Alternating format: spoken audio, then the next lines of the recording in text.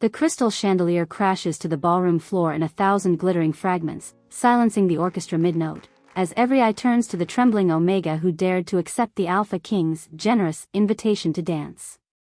But that moment of stunned silence feels like a lifetime away now, as Lyra stands frozen in the center of the marble floor, her heart hammering against her ribs like a caged bird. The shards of crystal catch the moonlight streaming through the tall windows, creating a halo of broken light around her worn servant's shoes. It had started so differently just minutes before. The annual Lunar Gala was the event of the year for the royal pack, where alphas from across the territory gathered in their finest silks and jewels to showcase their power and wealth. The ballroom sparkled with golden light, the air heavy with expensive perfume and the subtle musk of dominant wolves asserting their status through scent alone. Lyra had been invisible, as she was meant to be. Just another Omega servant weaving between the glittering couples with her silver tray of champagne flutes, keeping her eyes down and her presence small. Her mother had gotten her this position through the Seamstress Guild, a chance to earn coin while the pack's finest celebrated another year of prosperity under Alpha King Darius's rule. She should have been more careful. Should have noticed the broad shoulders and commanding presence before she backed directly into him while avoiding a particularly handsy beta lord. The tray went flying. Crystal shattered. Golden champagne splashed across an impeccably tailored black jacket that probably cost more than her family made in a year. And when she looked up into those ice-blue eyes, Lyra's world tilted on its axis. Alpha King Darius was even more intimidating up close than from across a crowded room. Tall and lean with sharp features that belonged on ancient coins, dark hair swept back from a face that could have been carved from marble. The scent of him, pine forests and winter storms, made her wolf whimper and press low in submission. But it was the cold fury in those pale eyes that made her blood freeze. "Clumsy little Omega," he said, his voice carrying clearly across the ballroom as conversations stopped and heads turned. "Do you have any idea what you've done?" Heat flooded Lyra's cheeks as she realized the entire gala had fallen silent to watch her humiliation. Lords and ladies, alphas and betas, all staring at the servant girl who had dared to stain their king. I'm so sorry, Your Majesty," she stammered, dropping into the deepest curtsy she could manage. "Please forgive me." Darius circled her like a predator, his expensive shoes crunching on broken glass. "Sorry doesn't repair a jacket that was a gift from the High Alpha of the Eastern Territories. Sorry doesn't undo your gracelessness." Nervous laughter rippled through the crowd. Someone whispered, "Typical Omega," and the words hit Lyra like a slap. "Perhaps," Darius continued, his voice taking on a mocking tone that made her skin crawl, "we should give our clumsy little servant a chance to redeem herself. After all, the Lunar Gala is a night for dancing." The suggestion sent murmurs through the ballroom. Dance? Servants didn't dance at the gala. Certainly not with the Alpha King. Darius's smile was sharp as a blade. "If you can dance this waltz without embarrassing yourself further, little Omega, I'll mark you as my mate." The ballroom erupted. Shocked gasps. Delighted laughter. The sound of fans snapping open as ladies whispered behind them. Someone in the back shouted, "Impossible," while others called out cruel encouragements. Mark her as his mate? The idea was absurd. Alpha Kings mated with other alphas, or at least high-ranking betas from noble bloodlines. Not servant girls who couldn't even carry a tray without incident. But Lyra felt something stir in her chest as the laughter washed over her. Something her grandmother had planted there long ago with patient lessons in the seamstress's quarters above the shop. "Grace, little star," grandmother Myra's voice echoed in her memory. A wolf's worth isn't measured by their rank, but by how they carry themselves when the world tries to break them. Grandmother Mira had been a court dancer once, before she fell in love with a common tradesman and gave up her position for a different kind of happiness. But she'd never forgotten the steps, the poise, the way to move like water over stone. And she'd passed it all to Lyra during quiet evenings when her parents thought she was learning to mend torn hems. The king was still circling her, waiting for her to flee in shame or break down in tears. That's what he expected from an Omega. What they all expected. Lyra lifted her chin and met his gaze directly. "I accept." The words rang clear across the ballroom, and for a moment, even Darius looked stunned. Then his eyes narrowed, and she caught a flicker of something that might have been respect before the cruel mask slipped back into place. "How delightfully foolish," he murmured, but she heard the uncertainty beneath the mockery. The orchestra, after a confused pause, struck up the opening notes of a complex Viennese waltz. It was a difficult piece, full of intricate turns and lifts that required perfect timing and absolute trust between partners. Lyra recognized it immediately, Grandmother Myra's favorite. Darius extended his hand with exaggerated ceremony, playing to the crowd's amusement. "Shall we, little Omega?" Lyra placed her palm against his, feeling the calluses that spoke of a warrior's training beneath the soft skin of nobility. His hand was warm, larger than hers, and steady despite his obvious expectation of her failure. The music swelled, and they began. For the first few measures, Lyra felt the weight of every staring eye, heard the whispered predictions of her inevitable stumble. But as Darius guided her through the opening steps, clearly expecting her to falter, something magical happened. Her body remembered. Not just the steps Grandmother Mira had taught her, but something deeper. The way her grandmother had moved like smoke and starlight, commanding attention without demanding it, strong in her own quiet way. Lyra's spine straightened. Her chin lifted.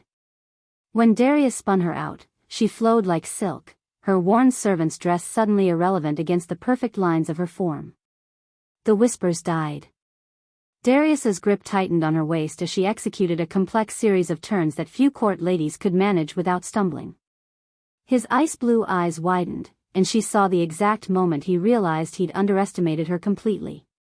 They moved across the marble floor like they'd been born to dance together, predator and prey transformed into something else entirely. Where she led, he followed.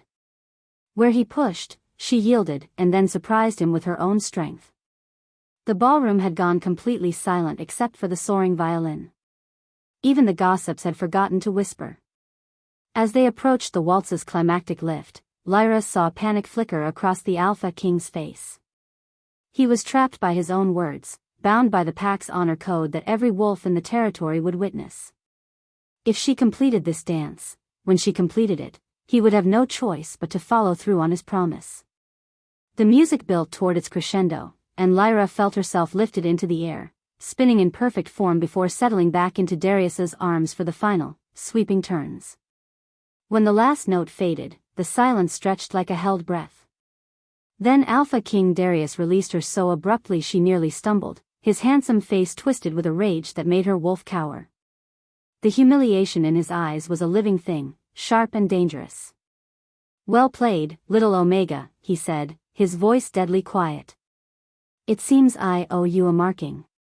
But the way he said it, like a threat rather than a promise, made Lyra's blood run cold. The crowd began to murmur, excited whispers building toward chaos as the implications sank in. The Alpha King, bound by his own challenge and witnessed by the entire pack elite, would have to claim a servant as his mate. Darius's jaw tightened as he looked around the ballroom, seeing his own humiliation reflected in every shocked face. When his gaze returned to Lyra, she saw something that made her stomach clench with fear. He would keep his word, because honor demanded it. But he would make her pay for forcing his hand. "Tomorrow night," he announced, his voice carrying across the ballroom like a death sentence. "At the full moon. The entire pack will witness our mating ceremony." The crowd erupted in shocked babble, but Lyra barely heard it. She was too busy watching the Alpha King's retreating form and trying not to collapse from the weight of what she'd just set in motion.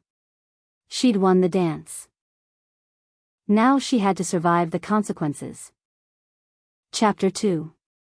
The full moon hung like a silver coin above the royal gardens, casting everything in stark black and white as Lyra stood before the ancient marking stone.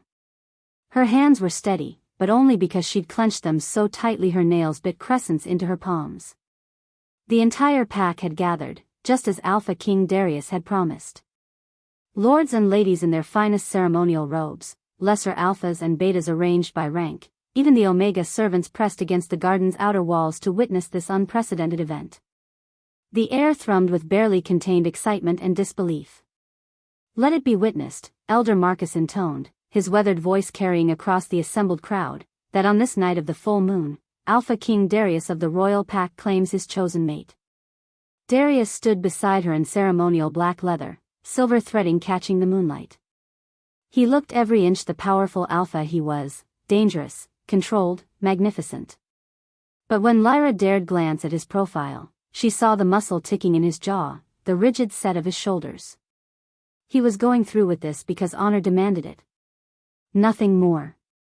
The ancient laws bind us, Elder Marcus continued, lifting an ornate silver chalice.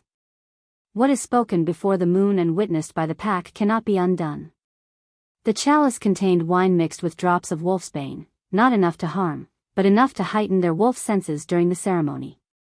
Darius took it first, his ice-blue eyes never leaving Lyra's face as he drank. When he passed it to her, their fingers brushed, and she felt the electric shock of contact all the way to her bones. The wine tasted bitter, sharp. Almost immediately, she felt her wolf stir restlessly beneath her skin, responding to the proximity of such a dominant alpha. Lyra of the Seamstress Guild, Elder Marcus's voice seemed to echo from very far away. Do you accept this mating bond freely, knowing the responsibilities and honor that come with standing beside your alpha? I do, she whispered, surprised her voice carried so clearly in the hushed garden. Alpha King Darius, the elder turned to him, do you claim this Omega as your mate, to protect and cherish according to pack law? The pause stretched like an eternity. Lyra felt every eye upon them, heard the whispered breath of 100 wolves waiting.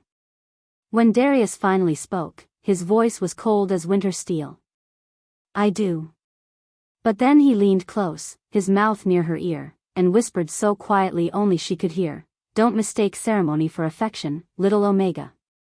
You wanted to play with the wolves, now you'll learn what it costs. Before she could react, his hand cupped the back of her neck, tilting her head to expose the vulnerable curve where neck met shoulder. His canines extended, razor sharp in the moonlight. The marking bite, when it came, was swift and brutal. Pain shot through her like liquid fire as his teeth pierced her skin, but underneath the agony was something else, a connection that snapped into place between them like a chain forged from starlight. Lyra gasped, her knees nearly buckling as the bond flooded through her. She could feel him, his anger, his frustrated desire, his grudging recognition of her as his mate. And beneath it all, something he was trying very hard to hide, fear. Fear of what she might mean to him. Fear of how she'd already changed everything.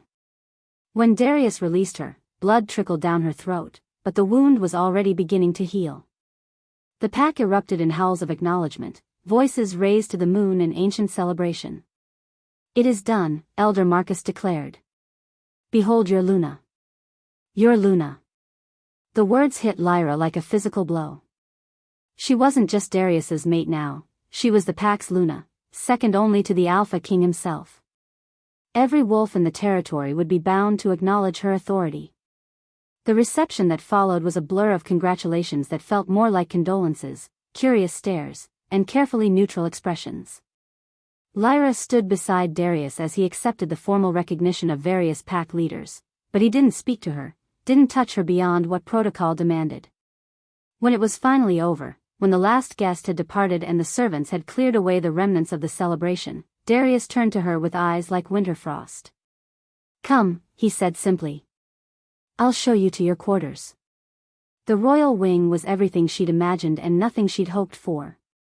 Gilt-framed mirrors, silk tapestries, furniture that probably cost more than most wolves earned in a lifetime. But as Darius led her through ornate corridors to a suite of rooms that should have felt like a fairy tale, Lyra began to understand the true nature of her golden cage.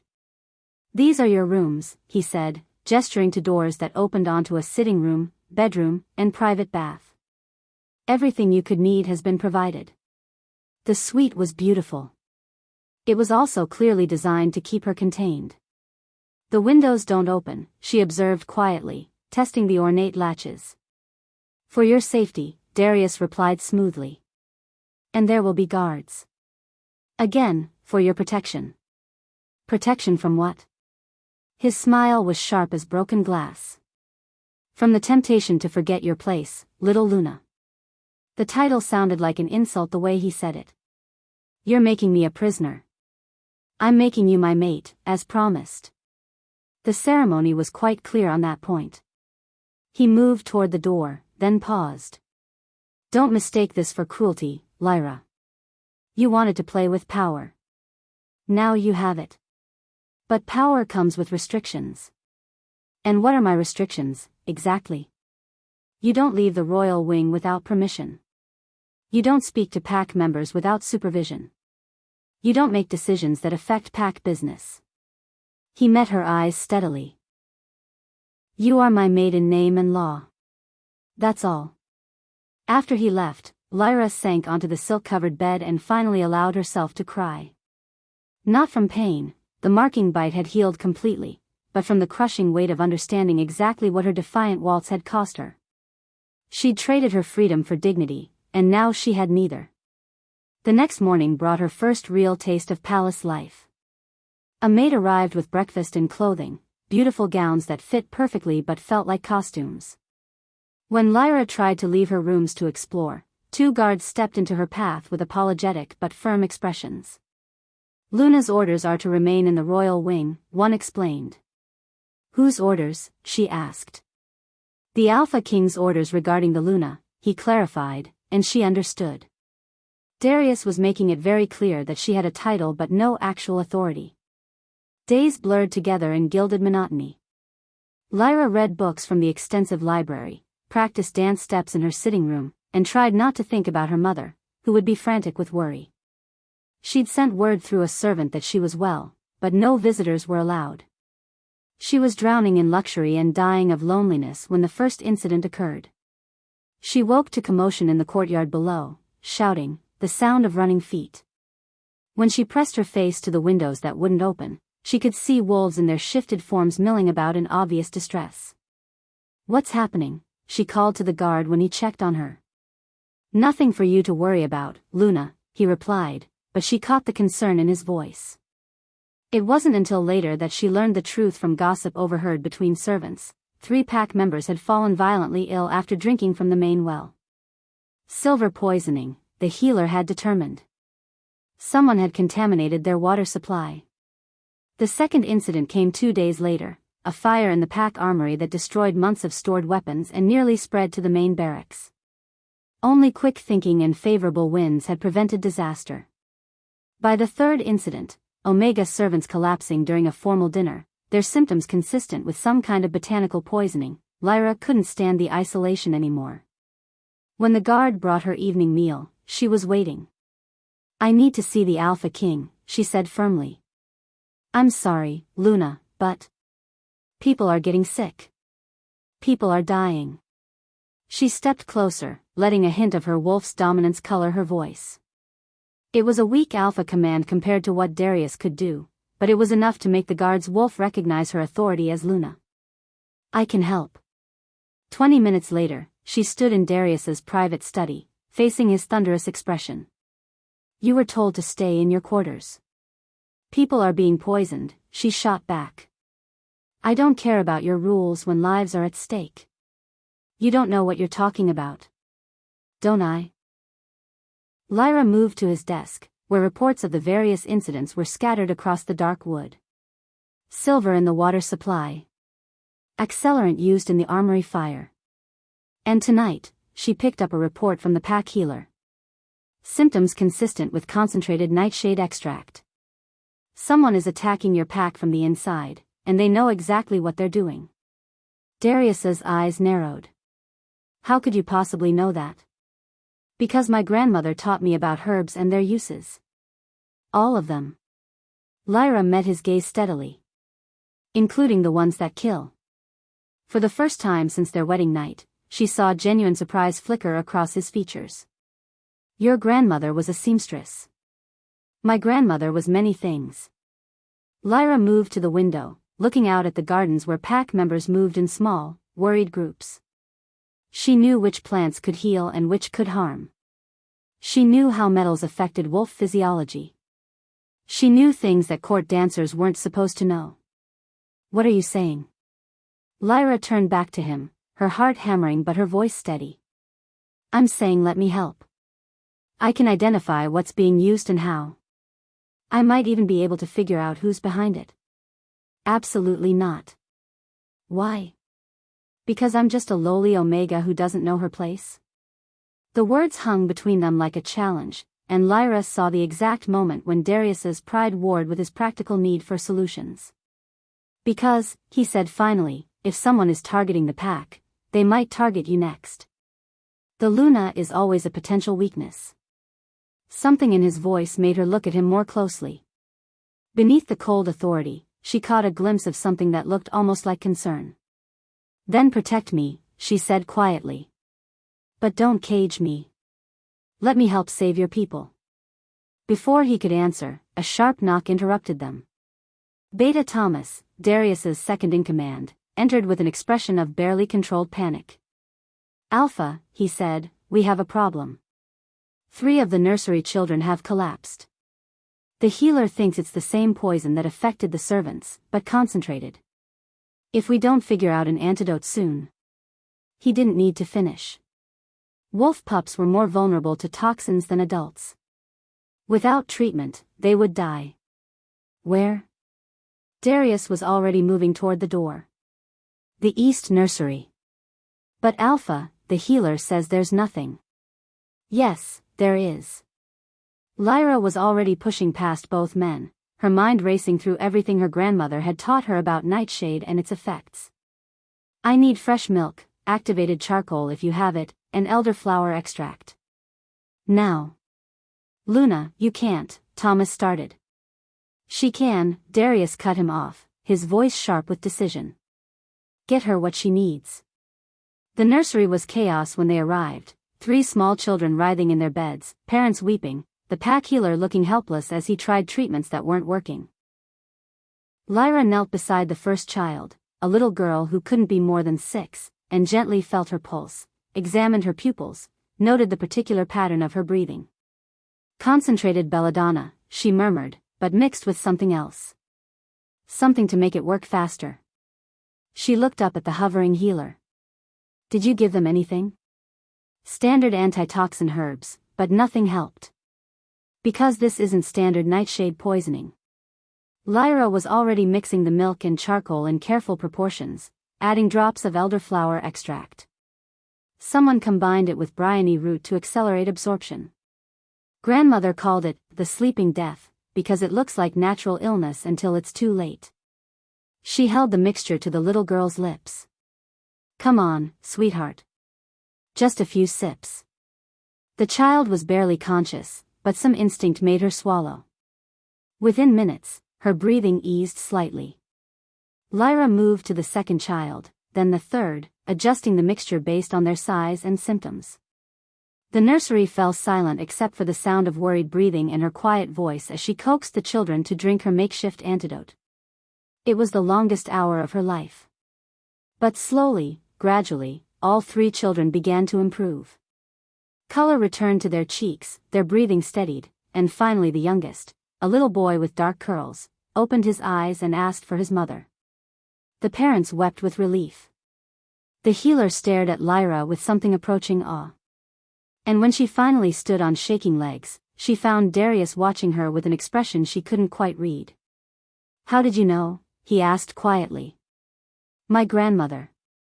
Lyra wiped her hands on a towel, suddenly exhausted. She made me memorize every toxic plant in the territory and their antidotes. Said a wolf never knew when such knowledge might save a life. Your grandmother sounds like a remarkable woman. There was something in his voice that made her look at him more carefully. She was. Though I suspect she wasn't just a seamstress, despite what everyone believed. What do you mean? Lyra hesitated, then decided she was too tired for more secrets. Some of the things she taught me, the way she moved, the knowledge she had, even her name. Mira isn't a common name in the outer territories.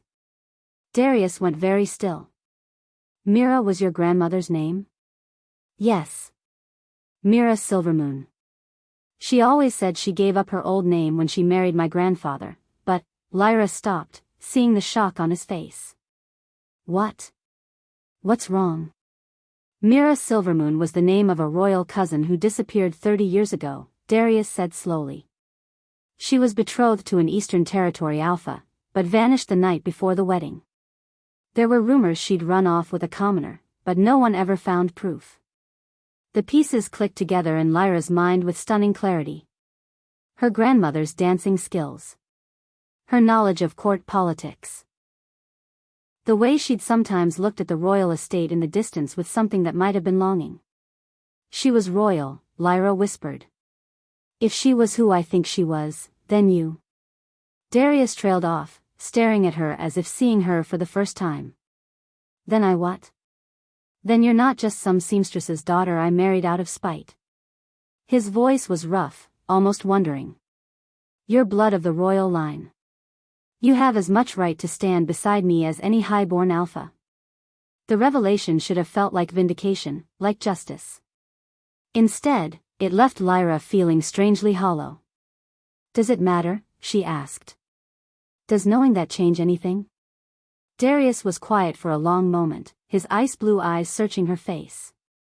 I don't know, he said finally, and for once his voice held no coldness, no mockery. Just honesty. As they walked back through the palace corridors, the space between them felt different somehow. Not warm, exactly, but no longer frozen either. Lyra, he said as they reached the royal wing.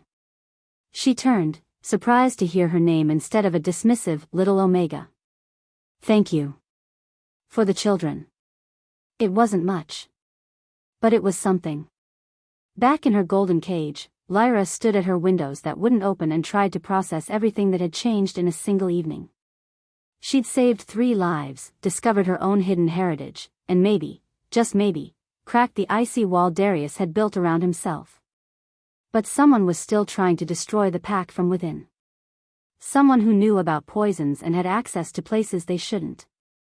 Someone who was playing a much more dangerous game than simple attacks on water supplies and armories. As she prepared for bed, one thought kept circling through her mind. Whoever was behind the attacks would know by now that she'd interfered. That she'd saved the children who were meant to die. Which meant she'd just painted a target on her own back. Outside her windows, clouds drifted across the moon, casting shifting shadows over the palace grounds. Somewhere in those shadows, an enemy was planning their next move. And Lyra had the unsettling feeling that this time, the target would be her. Chapter 3. The ancient leather journal felt fragile as parchment in Lyra's hands, its binding cracked with age and secrets. She'd found it hidden beneath a loose floorboard in her grandmother's old seamstress quarters, wrapped in silk that still held the faintest trace of Myra's lavender scent. 3 days had passed since the children's poisoning, and Lyra had convinced Darius to let her search through her grandmother's belongings for more clues about the attacks. What she'd discovered instead was far more devastating than she'd ever imagined. My dearest granddaughter, the first entry began in Myra's careful script. If you are reading this, then the truth I've hidden so long must finally come to light. I pray you will forgive an old woman's cowardice, and perhaps understand why some secrets are too dangerous to speak aloud. Lyra's hands trembled as she turned the page. Outside her windows, storm clouds gathered beneath the waxing moon, only 2 nights away from the blood moon that came once each year, a time when wolf magic ran strongest and old powers stirred. I was not born Mira Silvermoon of the Eastern Territories, though that name served me well enough. I was born Mira Nightshade, first mate to Alpha King Aldrich, Darius's grandfather. I was the original Alpha Queen of the royal pack. The words hit Lyra like a physical blow. Her grandmother hadn't just been royal blood, she'd been the Alpha Queen herself. Aldrich and I were true mates, bonded not by politics but by the moon's choosing. For 5 years, we ruled together in harmony. But I could give him no children, and his advisors whispered that a barren queen was a curse upon the pack. When they presented him with Lady Catherine of the Northern clans, young, fertile, from a powerful alliance, Aldrich wavered. Lyra could picture it perfectly. Political pressure, whispered doubts, the slow erosion of love under the weight of duty. I would not be discarded like a worn garment for the sake of an heir. The night before Aldrich was to announce his intention to set aside our bond, I fled. But not before his court which, Marcus the Elder, laid a curse upon me in payment for my selfishness. Marcus. The same name as Darius's trusted beta. A chill ran down Lyra's spine as she read on. The witch's curse was elegant in its cruelty. Any daughter of my bloodline would have her true nature suppressed, bound to appear as the lowest omega until the curse was broken by blood and moonlight. He thought it a fitting punishment for a queen who refused to know her place. Suppressed alpha nature. The pieces fell into place with terrifying clarity. Lyra's unusual strength, her ability to command even weak alpha dominance, the way other wolves instinctively deferred to her despite her supposed omega status. But Marcus underestimated the depth of royal blood. The curse could suppress, but not destroy. And curses, my dear one, can be broken. Lyra's heart pounded as she read the final passage, written in shaking script that suggested her grandmother had been very ill when she penned it. The blood moon that rises in your 21st year will be your test. If you are the true heir I believe you to be, the curse will shatter under Luna's red light, and you will claim what was always yours by right. But beware, granddaughter, Marcus's bloodline still serves in the palace, and they will not let the past remain buried without a fight. The journal slipped from Lyra's numb fingers. 21st year. The blood moon. 2 days from now. She wasn't just of royal blood, she was the rightful alpha queen, her very nature twisted and hidden by dark magic for 21 years. A soft knock at her door interrupted her spinning thoughts. Luna. The Alpha King requests your presence in the war room. Lyra quickly hid the journal beneath her mattress and smoothed her expression. Whatever was happening, she couldn't reveal what she'd learned. Not yet. Not until she understood who she could trust. The war room buzzed with tense energy when she arrived. Darius stood at the head of a massive oak table, maps spread before him, surrounded by his inner circle of advisors. Beta Marcus, a man in his 50s with graying hair and kind eyes that now made Lyra's skin crawl, looked up with his usual respectful nod. Luna, he said warmly. How good of you to join us. If he was the descendant of the Marcus who had cursed her bloodline, he was a masterful actor. Nothing in his manner suggested anything but genuine respect and concern. We've received intelligence about the attacks, Darius said without preamble, his ice blue eyes meeting hers across the table. Beta Thomas believes he's identified our traitor. Lyra's pulse spiked, but she kept her expression carefully neutral. Beta Thomas, a younger man with earnest brown eyes, stepped forward with a thick folder. We've been monitoring all communications in and out of the palace. 3 servants have been passing information to the Eastern Territories PAC, locations of guards, schedules of important events, details about our security measures. Servants, Marcus said with disgust. I always said we were too trusting of the lower ranks. The casual dismissal in his voice made Lyra's wolf bare its teeth, but she forced herself to remain still. Have they been arrested? Darius asked. 2 of them. The third. Thomas looked uncomfortable. The third took poison rather than face questioning. Wolfsbane and Nightshade, a lethal combination. He died before we could learn who was giving him orders. So we still don't know who's ultimately behind this, Darius concluded, frustration clear in his voice. Actually, Marcus said slowly, I may have a theory about that. All eyes turned to him. Lyra felt ice form in her veins. I've been thinking about the sophistication of these attacks. The knowledge of our routines, our weaknesses. Whoever is orchestrating this knows us very well, knows exactly how to hurt us most effectively. Your point? Darius's voice was sharp with impatience. Marcus hesitated, playing his role perfectly. I think our enemy isn't working with outsiders, Alpha. I think they are an outsider who's gotten inside. Someone who came to us recently, someone we trusted too quickly. The temperature in the room seemed to drop 10 degrees. Lyra felt every gaze shift to her, saw the calculation in their eyes. You think the Luna is behind the attacks? Beta Thomas sounded incredulous. Think about it, Marcus pressed on, his voice heavy with regret. The incidents began shortly after her arrival. She demonstrated extensive knowledge of poisons during the children's crisis, perhaps too extensive. And her background? He shrugged apologetically. We know very little about her family's true loyalties. That's ridiculous, Lyra said, but she could hear how weak her protest sounded. Is it? Marcus turned those deceptively kind eyes on her.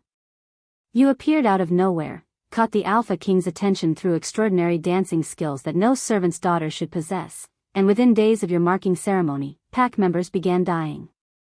Marcus, Darius's voice carried a warning, but Lyra could see doubt flickering in his expression. I'm not accusing, Alpha. I'm simply pointing out a pattern that we'd be foolish to ignore. Marcus moved closer to the table, and Lyra caught the faintest whiff of something that made her wolf recoil, old magic, dark and twisted. Perhaps we should consider confining the Luna until we can investigate her background more thoroughly. No. The word came out sharper than Lyra intended, colored with an authority that made every wolf in the room take notice. I won't be caged again based on suspicion and prejudice. Again? Marcus's eyes glittered with interest. An odd choice of words, Luna. Too late, Lyra realized her mistake. But before she could explain, Darius stepped between them, his presence suddenly filling the room with alpha dominance. Enough, he said coldly. I won't have my mate subjected to unfounded accusations. If you have evidence, Marcus, present it. Otherwise, this discussion is over. Relief flooded through Lyra, followed immediately by suspicion. Why was Darius defending her? Was it genuine protectiveness, or was he playing some deeper game? The meeting broke up in uncomfortable silence, but as the others filed out, Marcus lingered. A word, Alpha, he asked quietly. In private? Darius nodded curtly. Lyra, return to your quarters. We'll discuss this later. Dismissed like a child. Lyra bit back her irritation and left, but instead of returning to her rooms, she doubled back through the servants' corridors, pathways she'd learned during her brief time as a serving girl. The war room's windows opened onto a small balcony, and if she was very careful, she could position herself where she could hear without being seen. Dangerous precedent, Marcus was saying as she settled into position. The pack is already unsettled by your sudden marriage to a commoner. If they begin to suspect she's involved in the attacks.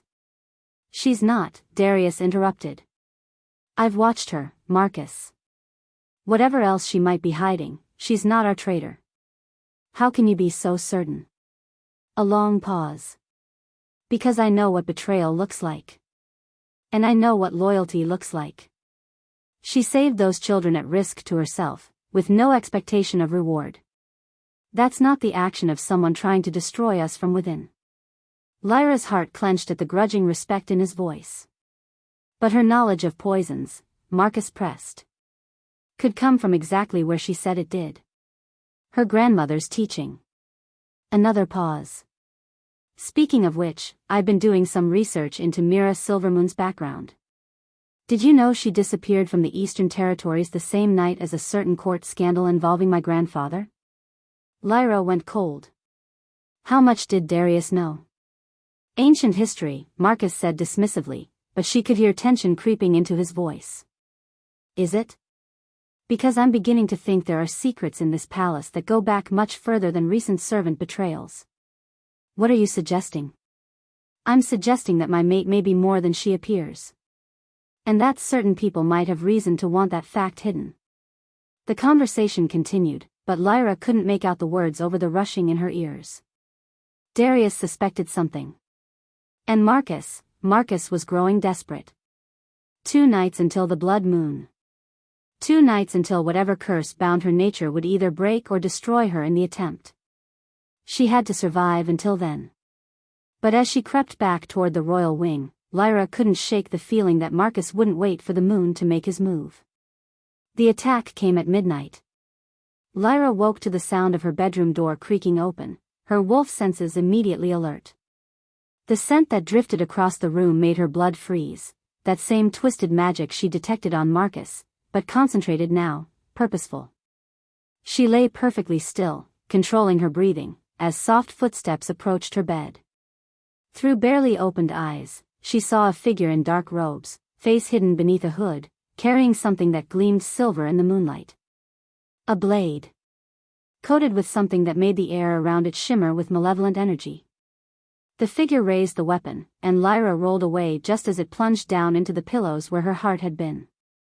Enchanted silver tore through silk and stuffing, releasing a hiss of poisonous smoke. Clever little Omega, Marcus's voice came from beneath the hood as he turned toward her. But not clever enough. Lyra backed toward the windows, her mind racing. The blade in his hand pulsed with dark magic, not just silver, but something designed specifically to kill her.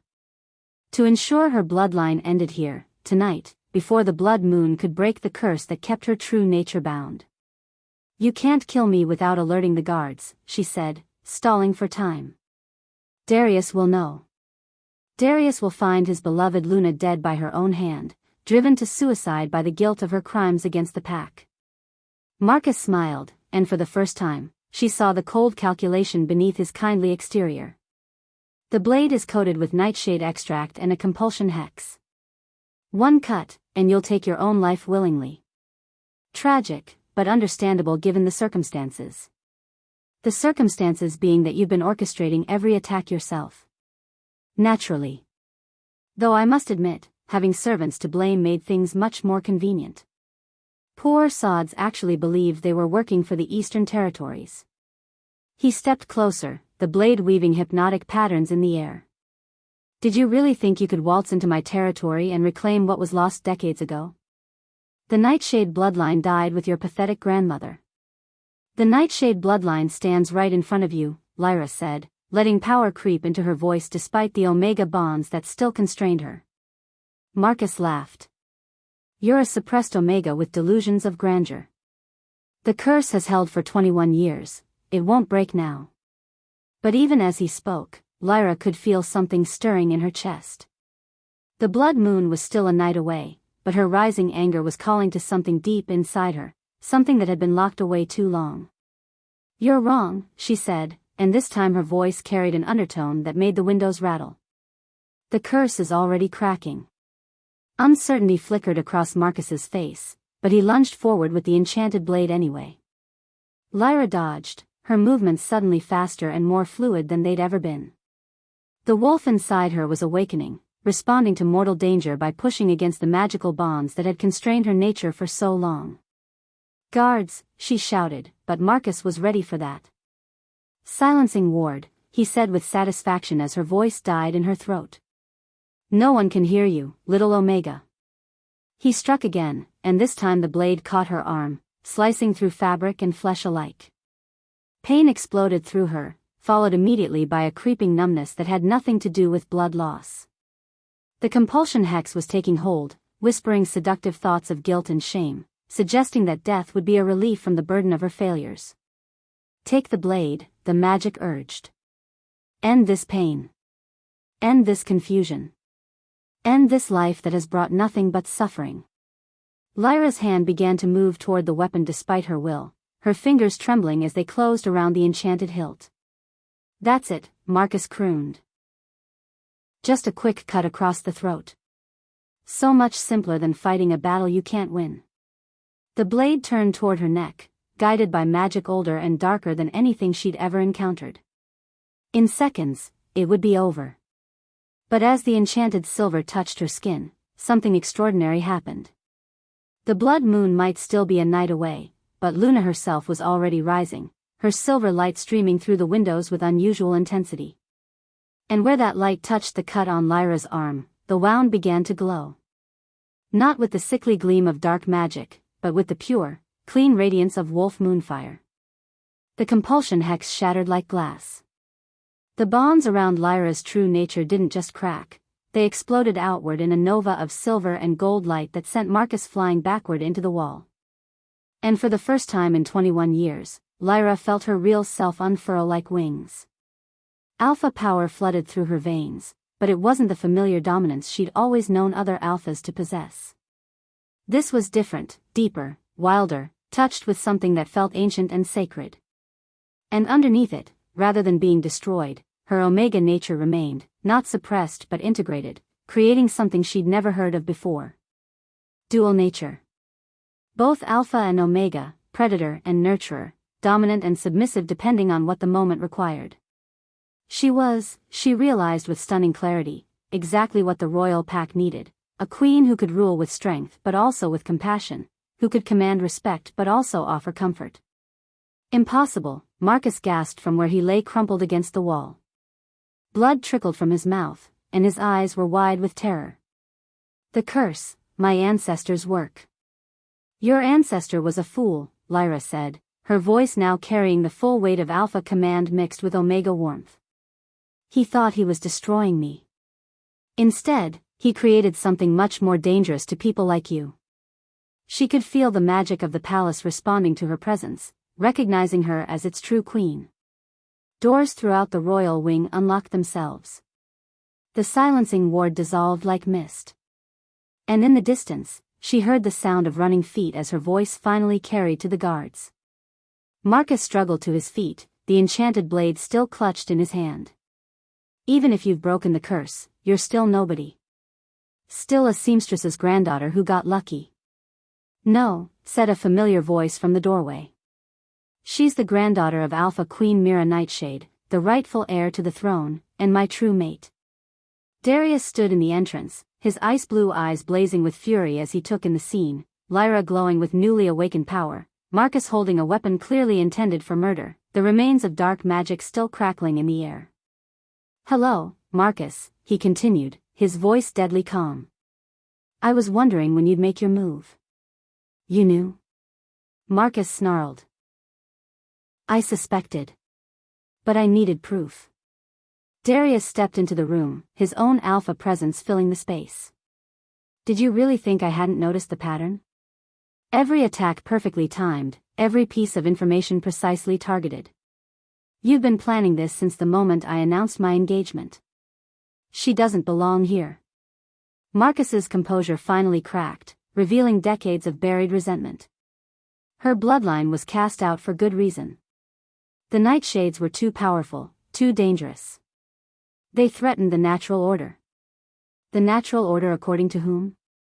Lyra asked, and her voice carried such authority that both alphas instinctively straightened.